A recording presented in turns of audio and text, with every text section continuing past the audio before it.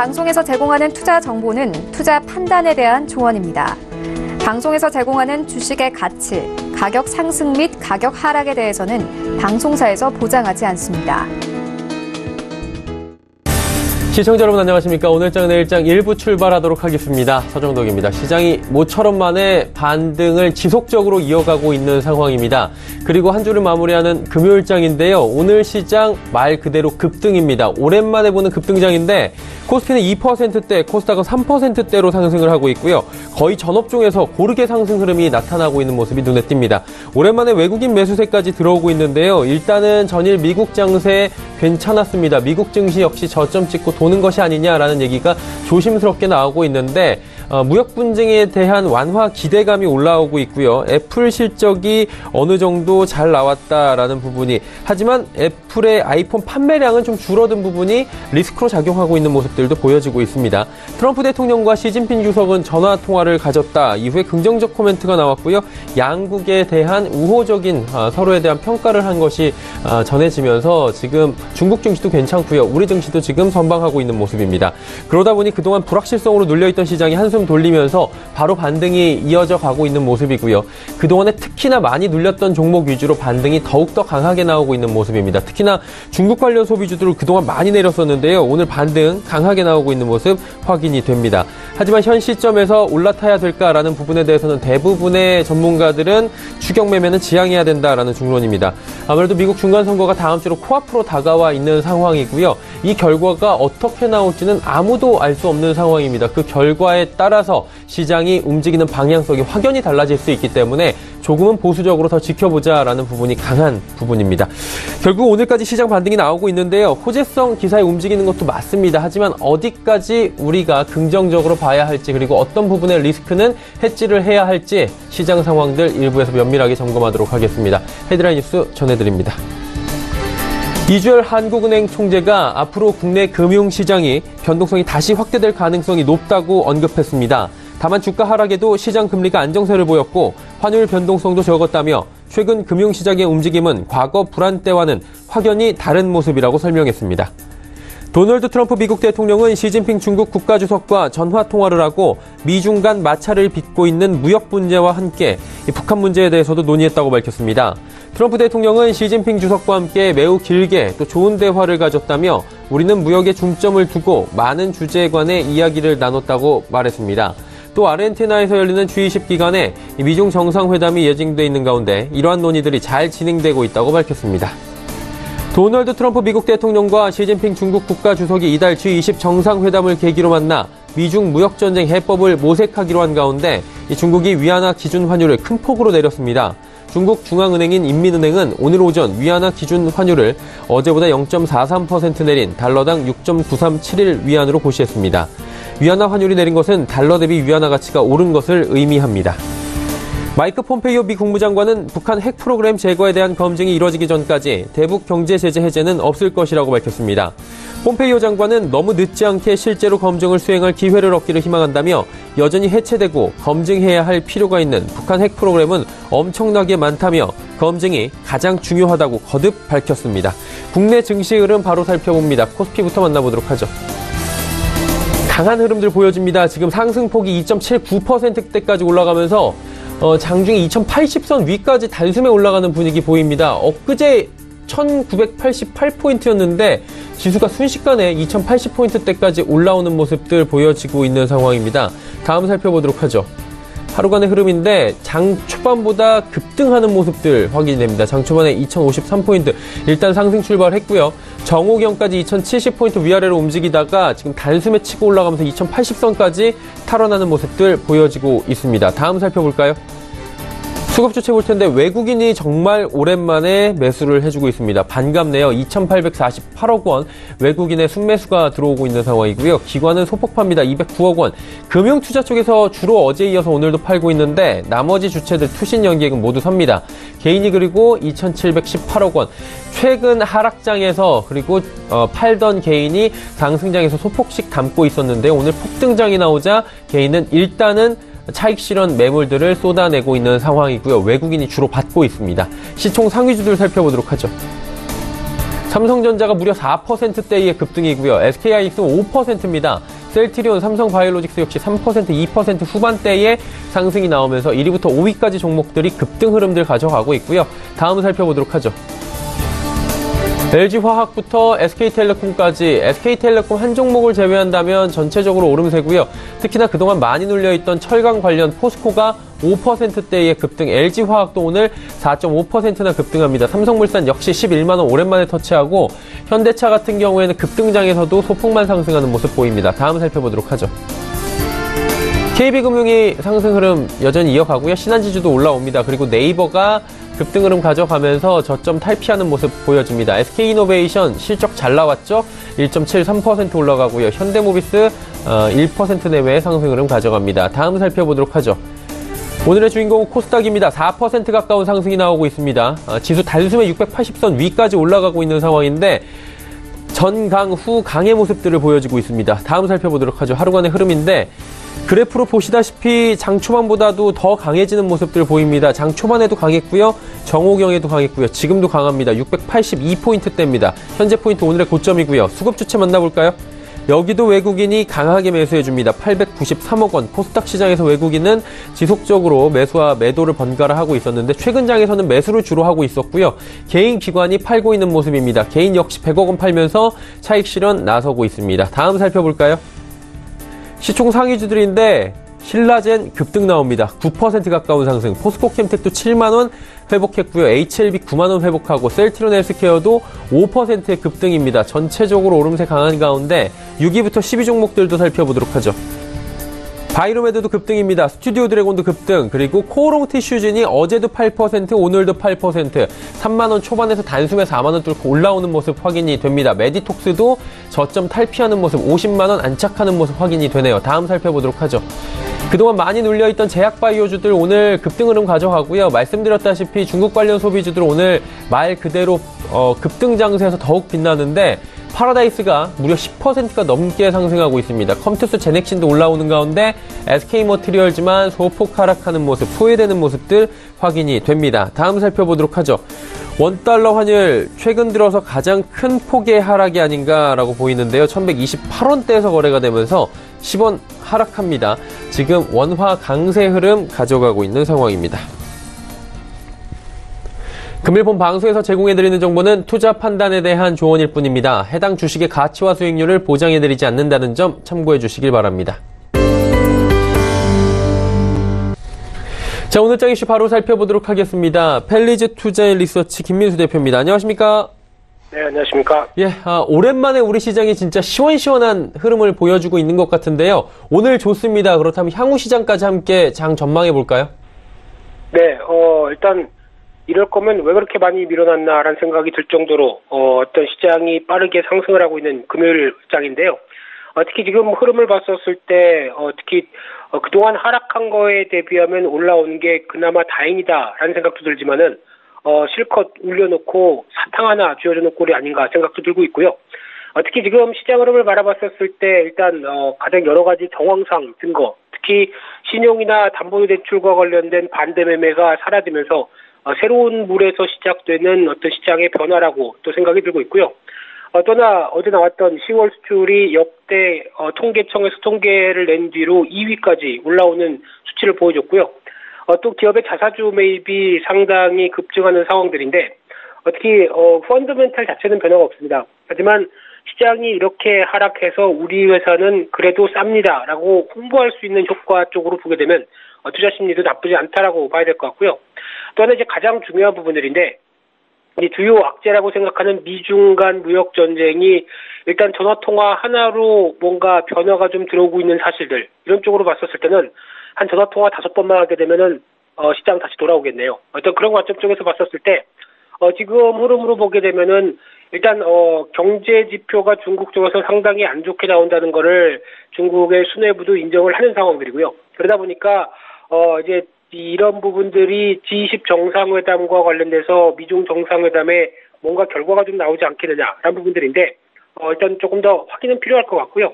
그 밖에 앞서 말씀하셨던 환율에 대한 안정세, 1140원대를 구가하던 원달러 환율이 빠르게 1130원까지 이탈했다라는 관점 쪽에서 일단 안도적인 모습들을 볼 수 있는 상황들인데 그런 관점 쪽에서 일단 추가적으로 다음 주까지 연결돼서 확인해 봐야 될 상황들은 일단 첫 번째로 미국에서 오늘 애플이 실적을 발표했는데 생각보다 실적은 나쁘지 않은데 시간 외 주가에서는 7% 정도 하락을 하는 모습들이 나오죠. 이런 부분들이 아무래도 애플이 관련돼서 어떤 판매량이 아니라 가격 때문에 실적이 좋았다는 부분들이 아무래도 좀 약점을 잡히지 않나라는 생각들인데 이런 미국 시장의 동향들이 당장은 또 다음 주 월요일날은 변화가 나올 수도 있다는 것은 지켜봐야 될 것 같고요.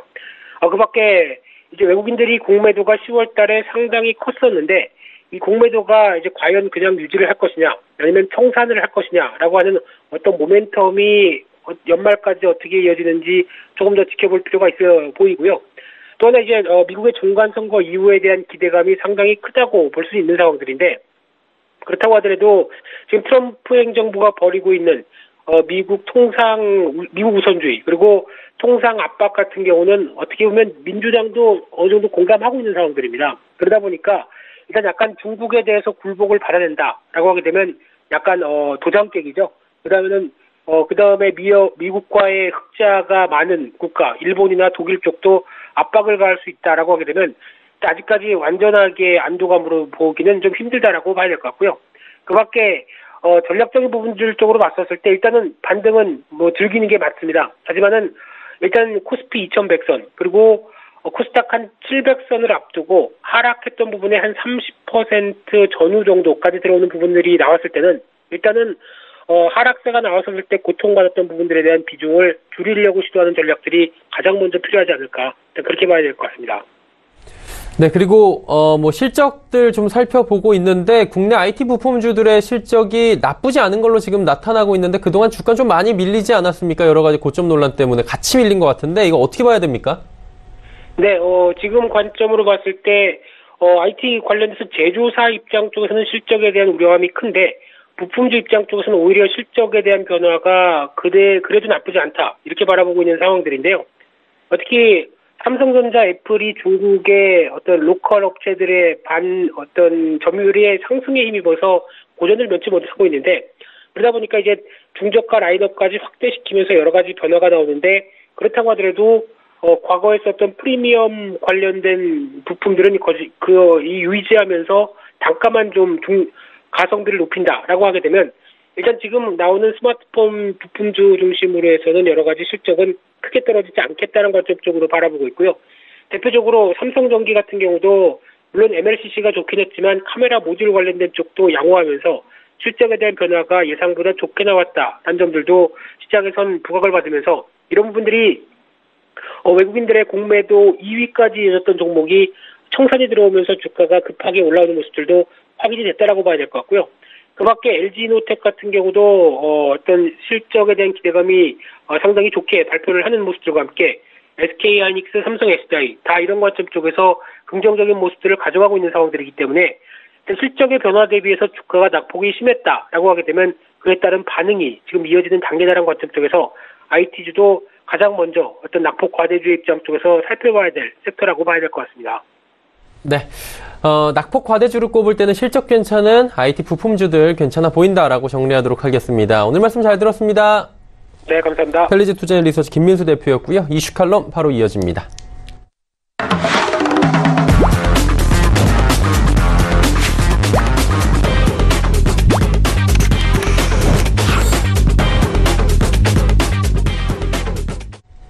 이슈 칼럼 이어가도록 하겠습니다. 미중산업경제연구소 조용찬 소장입니다. 소장님 안녕하십니까?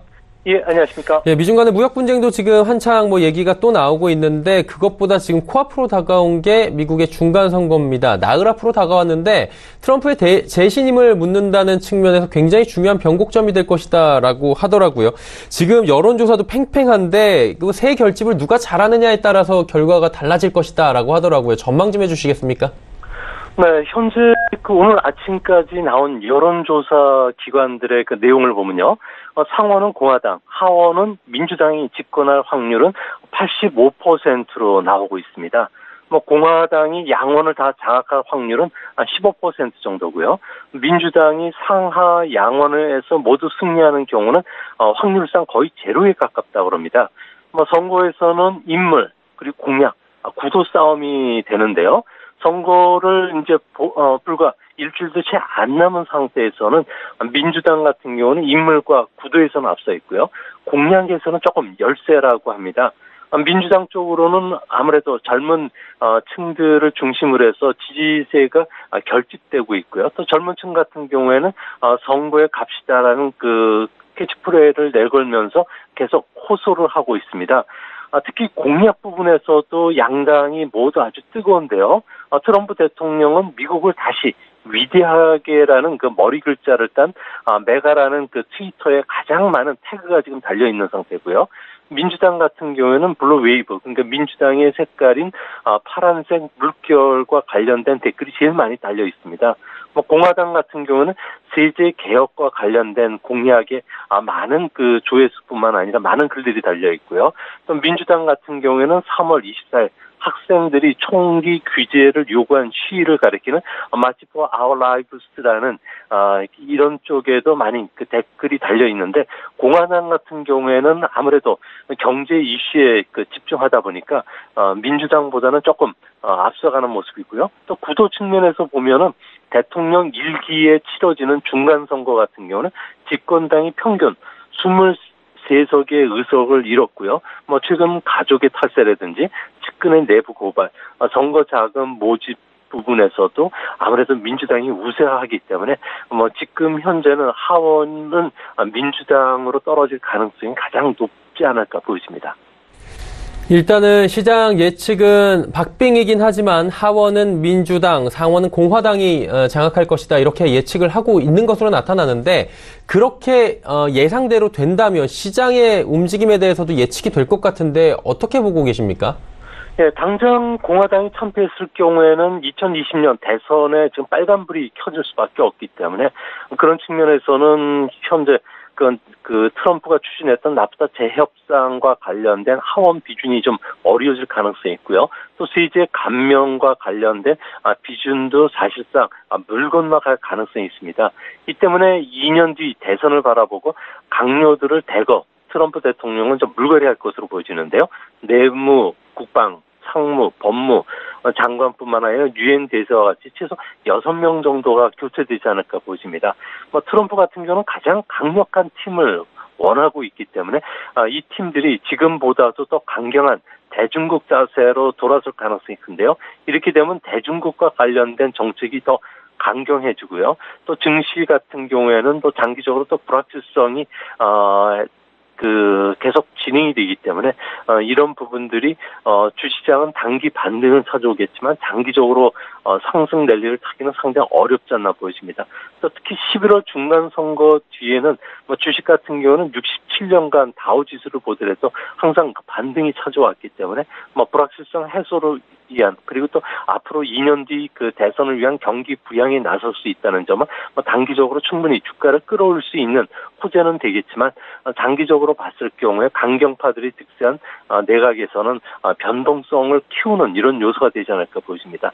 특히 공화당 대통령 정권 하에서는 중간 선거 뒤에는 항상 달러 강세에서 달러 약세로 전개됐기 때문에 우리나라 같은 경우는 현재 미중 간의 무역 전쟁, 여기에 위엔화 환율 하락에 또 원화 강세라는 삼중고를 시달릴 가능성이 있기 때문에 한국 증시와 관련해서 외국인들이 장밋빛으로 보지는 않을 것으로 보입니다. 무조건적으로 긍정적으로 볼 수가 없는 측면도 있다라고 지금 예측을 해주고 계신데, 보니까 트럼프 대통령이 29일 폭스뉴스와 인터뷰에서 중국과 거래가 불가능해진 경우에는 새로운 관세를 부과할 준비가 돼 있다, 한마디로 관세 더 부과할 자신이 있다라고 경고를 한 건데, 이게 오늘 또 둘이 통화했는데 시진핑 주석과 트럼프 대통령이 둘 간의 통화에서 긍정적 얘기가 나왔다고 하면서 이 부분이 좀 희석되는 것 같습니다. 하지만 이 부분 또 짚고 넘어가야 될 것 같은데, 4차 대중국 관세 부과 언제 발동하고 이게 또 세계 경제에 어떤 영향을 줄지 짚어주시겠습니까? 네, 저도 그 중국과 관련해서 중국 그 학자들하고 어저께 만나서 이야기를 많이 나눠봤는데요. 중국 학자들 같은 경우는 트럼프 대통령과 어느 정도 이야기를 하고, 그리고 중국이 양보안을 구체적으로 이야기하면 트럼프 대통령이 이거와 관련된 트윗을 날리기 때문에 중국 정부 입장에서는 정책 부담이 크다는 측면에서 통화를 하더라도 속 깊은 이야기는 할 수 없고 고위급이라든지 실무 협상을 통해서 어느 정도 풀 수 있다는 내용을 좀 비친 그런 그 이야기를 저한테 전달을 했습니다. 그런 측면에서 보면은 지적재산권 침해라든지 중국 제조 2025와 관련된 보조금을 지급하는 정책에 대해서 중국 정부가 전향적으로 수정하겠다고 요구를 했지만 트럼프 대통령 입장에서는 중국 제조 2025 정책을 폐기하라는 이야기, 또 무역 적자 3,750억 달러를 최소한 2천억 달러 정도로 더 줄이라는 이야기가 나오고 있기 때문에 사실상 실무 협상에서는 난항을 겪을 가능성이 커 보입니다. 이 때문에 미국에서는 기대감만 한층 높아진 상태이기 때문에 앞으로 중국이 구체적인 안을 나오지 않을 경우에는 내년 2월에 추가적인 4차 관세와 관련된 제재가 나올 가능성이 높고요.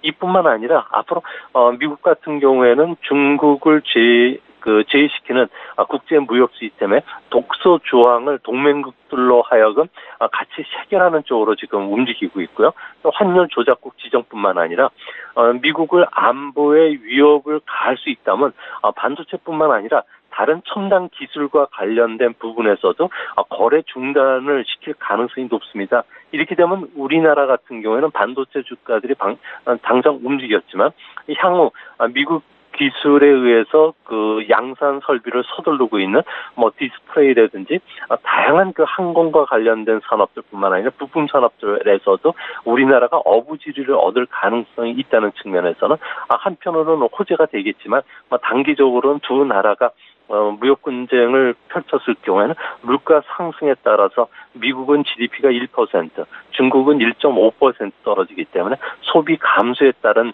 단기적인 악영향은 피해가기는 어려울 것으로 보여집니다. 일단은 무역전쟁 내년 2월에도 어떻게 될지 모른다라는 부분인 건데 무역전쟁이 지금 지속화되면서 피해는 미국도 있겠지만 중국이 더 심각한 상황은 맞는 것 같습니다. 중국 경기 하락하고요. 주가 폭락하고 있고요. 위안화 지금 방어도 힘든 상황인데 그러다 보니까 오늘 인민은행이 위안화 기준 환율을 0.43% 내렸다라는 뉴스도 전해드린 바가 있습니다. 경기 부양책 중국 정부가 계속 내놓고 있는 것 같은데 어떤 것들이 구체적으로 나오고 있죠? 네, 그 중국 학자들이 전하는 이야기에 따르면 중국이 의외로 지금 경기 하락이 내수를 중심으로 해서 악화되고 있기 때문에 정책 총동원령을 내려서라도 경기를 부양시키라는 이야기들이 지금 중국 내부에서는 상당히 강해지고 있다고 합니다. 하지만 중국 정부 입장에서는 시진핑 국가주석 같은 경우에는 대규모 경기 부양을 잘못 썼을 경우에는 리먼 쇼크 때 4조 위엔의 경기 부양책을 써서 부실채권이 크게 늘어났던 상황이기 때문에 지금에 있었던 정책을 180도를 바꿔야 된다는 이야기죠. 그러면 정치적으로 공격 거리가 될 수가 있기 때문에 이러지도 저러지도 못하는 상황인데요. 이 때문에 할 수 있는 방법은 미세 조정밖에 없다고 합니다.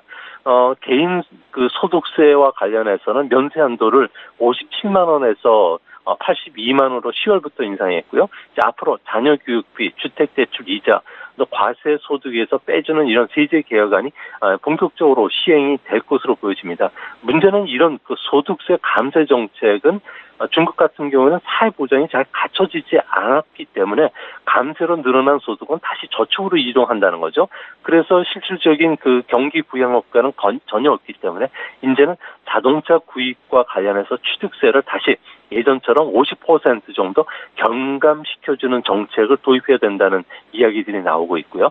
또한 이뿐만 아니라 농민공들의 사회적 불안 문제가 심각해지고 있기 때문에 호적 제도를 아예 우리나라식으로 그냥 자유롭게 이동할 수 있게끔 재검토해주는 한, 그리고 땜질령 경기 부양책과 관련돼서 어느 정도 그 양해해주는 쪽으로 중국 정부가 이야기를 하고 있기 때문에 앞으로 중국 정부가 내놓는 경기 부양책이 우리 증시뿐만 아니라 기업에 또 상대적인 또 호재가 될 수 있는 부분들 좀 많아지지 않을까 보여집니다. 자, 그리고 11월입니다. 11월 하면 여러 가지가 떠오르지만 블랙 프라이데이 광군제 최대의 쇼핑 시즌이 또 떠오르는데 이게 소비 행사 규모가 어느 정도나 지금 예측이 되기에 전 세계가 미리부터 이렇게 들썩거리는 거죠? 네, 올해 블랙 프라이데이 같은 경우에는 작년 매출 12조 원 정도가 될 것으로 보여지고요. 또 중국 광군제 같은 경우에는 작년에 28조 원 정도를 우리나라 원화로 매출이 일어났는데 올해는 30조 정도가 최소 넘을 것으로 보고 있습니다. 올해 유난히 관심을 끄는 이유 중에 하나가 광군제 행사에는 전 세계 75개 국가가 참여를 하고요. 여기에 무려 18만 개 해외 브랜드 그리고 50만 개 아이템들이 선보이기 때문에 중국에서는 벌써 20일 지난 그 10월 20일 날이었죠. 티모를 통해서 사전 예약 주문을 받는다고 지금 상당히 바쁘다고 합니다. 이날 하루 거래되는 규모만 하더라도 미국, 일본, 영국, 독일을 제외한 모든 국가들의 연간 전자상거래 규모가 상회할 정도로 상당히 많아질 것으로 보여지고요. 미국 같은 경우에도 블랙 프라이데이 같은 경우에는 연간 소비 금액의 한 20%, 소매업체들 같은 경우는 1년 매출의 70%가 일어나기 때문에 앞으로 그 블랙 프라이데이 광군제와 관련된 우리나라 특수 기업들, 특수를 얻는 이런 기업들을 좀 눈여겨봐야 되지 않을까 생각이 듭니다. 그리고 이제 광군제 같은 경우에는 매년 볼거리를 선사를 했습니다. 재미있는 볼거리가 굉장히 많이 있었는데 올해도 뭐 이벤트가 준비가 돼 있다고 하던가요? 네, 그렇습니다. 올해 광군제 같은 경우는 중국인들은 5억 명 이상 들어오고요. 외국인들도 수천만 명이 오기 때문에 현재 그 외국인들이 신용카드를 사용을 많이 하기 때문에 뭐 신용카드와 관련된 할인 행사를 하고 있고요. 또 5,000위엔 이상 구매 시에는 300위엔을 할인해 준다든지 사전 주문하는 고객에 대해서는 할인 플러스 추가 할인 혜택도 주고요. 또 무료 배송뿐만 아니라 선착순 할인 혜택 그리고 친구들과 함께 이용할 경우에 추가 할인 혜택 아주 다양한 적립 포인트들이 적용이 되고 있습니다. 문제는 이날 하루에 거래되는 물동량만 하더라도 10억 건이 거래가 되기 때문에요. 뭐 화물차로는 최소 70만 대 이상 그리고 300대 이상의 비행기를 동원해서 또 11일부터 16일까지 배송 전쟁을 치르더라도 다 배송이 되긴 상당히 힘들다고 합니다. 이 때문에 올해는 타오바오, 티몰뿐만 아니라 온라인 또 오프라인과 관련된 중국의 유명 기업들이 다 참여를 하게 되고요. 또 슈퍼까지도 이 행사에 참여를 할 뿐만 아니라 배달 웹사이트인 그 어로머 같은 경우에도 참여를 한다고 합니다. 네. 그리고 지금 뭐 로봇 택배나 드론 같은 경우에는 우리나라 같은 경우에 아직 도입이 안 됐는데 이거 하고 있는 나라들이 종종 나오더라고요. 하루에 쏟아지는 주문 결제를 뭐 이걸로 받는다 하면서 신기술들이 쏟아질 것이라고 하는데 어떻습니까? 이번에 도입이 됐습니까? 네, 중국에서는 크게 한 5개 지역으로 나누고 있는데요. 고객이 많은 한 3개 지역 같은 경우에는 각 전자상거래 회사들이 200개의 그 공항 터미널을 갖추고 있으니까 중국 전체로 봤을 경우에는 1,000개 넘는 드론 터미널이 지금 준비가 되어 있는 상태입니다. 이뿐만 아니라 알리바바는 하루에 30조 원의 매출을 올리기 위해서는 초당 18만 건의 주문을 처리하는 크라우드 서비스가 갖춰져야 되겠고요. 또 초당 32만 건을 처리하는 결제 처리 시스템, 그리고 600만 명 이상의 고객이 한순간에 통화할 수 있는 인공지능의 콜센터 서비스까지 갖춰줘야 됩니다. 또 5억 명 이상이 동시에 접촉할 수 있는 채팅 창이라든지 실시간 데이터를 처리시키는 플랫폼, 여기에 블록체인까지 갖춰져야 되는데요.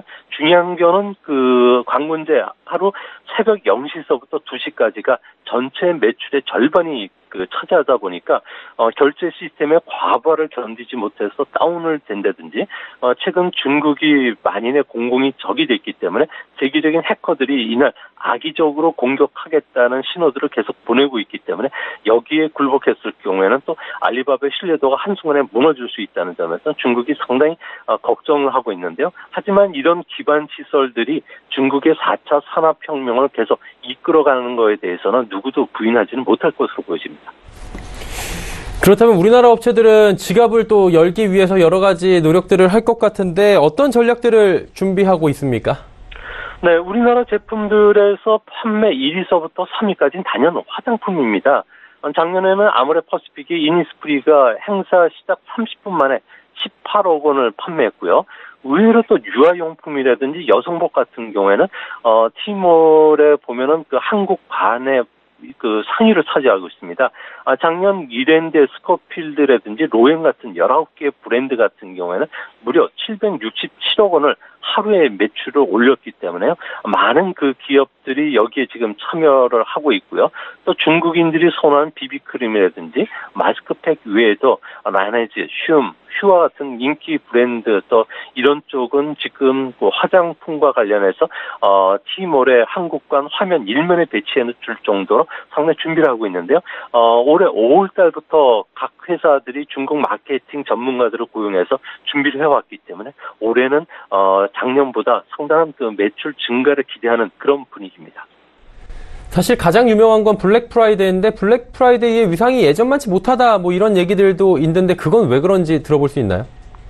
아무래도 코스트코라든지 노드스트롬 같은 미국을 대표하는 소매업체들 한 60곳이 블랙 프라이데이 그 전에 추수 감사 전날 전부 문을 닫는다고 합니다. 아무래도 아이템을 구입하기 위해서는 자기가 직접 보고 구입을 해야 되지만 개점 시간에 맞춰서 긴 줄을 선다는 자체가 불편하다는 거죠. 이 때문에 작년만 하더라도 그 오프라인 매장을 방문했던 쇼핑객 수는 5% 줄었고요. 반면에 당일 온라인 쪽의 매출은 무려 17% 정도 늘어났다고 합니다.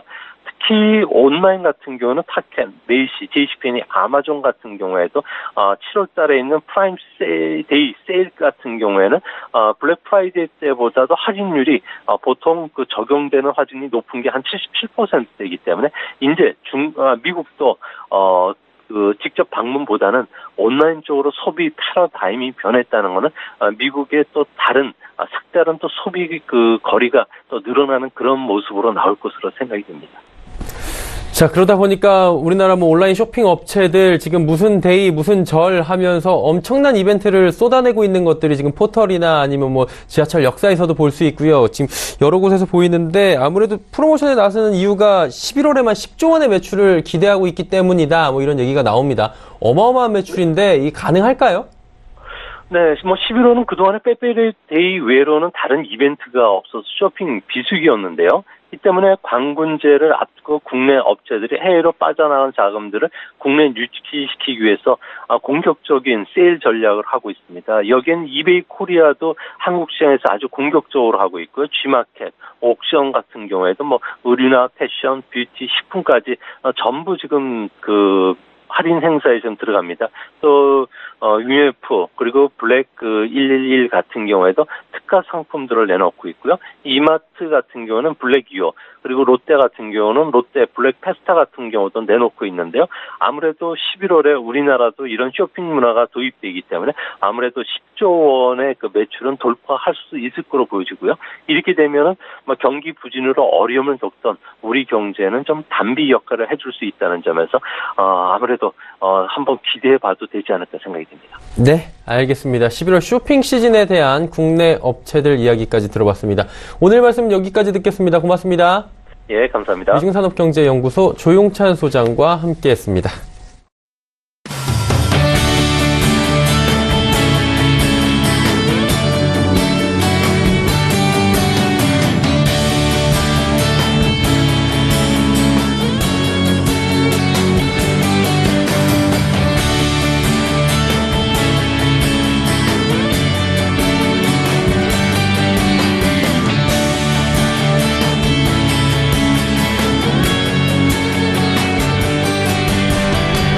네, 우리 시장의 코스피는 3%대, 코스닥은 4%대까지 급등 흐름을 이어가면서 금요일에 기분 좋은 흐름들 가져가고 있는데요. 저희 2부에서는 이 흐름에 맞춰서 종목 이야기 자세히 나눠보고요. 종목 상담까지 함께 하도록 하겠습니다. 두 분의 전문가와 함께하는 레벨업 트레이딩 타임 시간 2부에 준비가 되어 있으니까요. 2부도 많은 시청 부탁드립니다. 고맙습니다.